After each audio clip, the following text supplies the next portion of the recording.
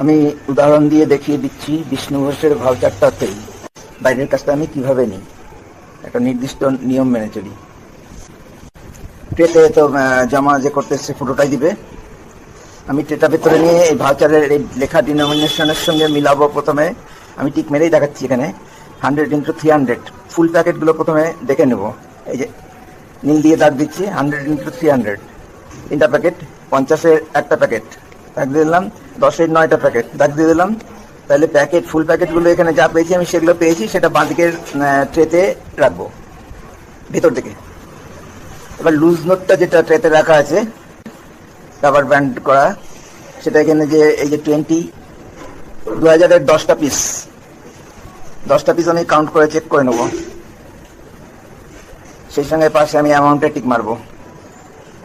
566 piece, সেটাকে আমি tick মারবো, গুনে নিয়ে কোয়ালিটি চেক করবো।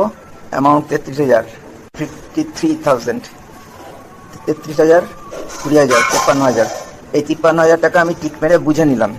বুঝে নেওয়ার পর এই ভাউচারটা দিয়ে ট্রেতে ভাউচারটা দিয়ে এবং ফুল প্যাকেটের নোটগুলো দিয়ে আমি ভেতরে পাঠিয়ে দেবো মেশিনে কাউন্ট করার জন্য।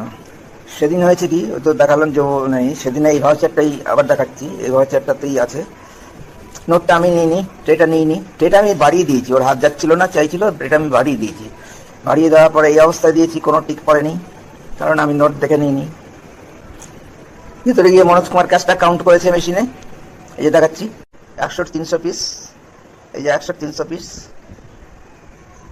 30,000, 30,000।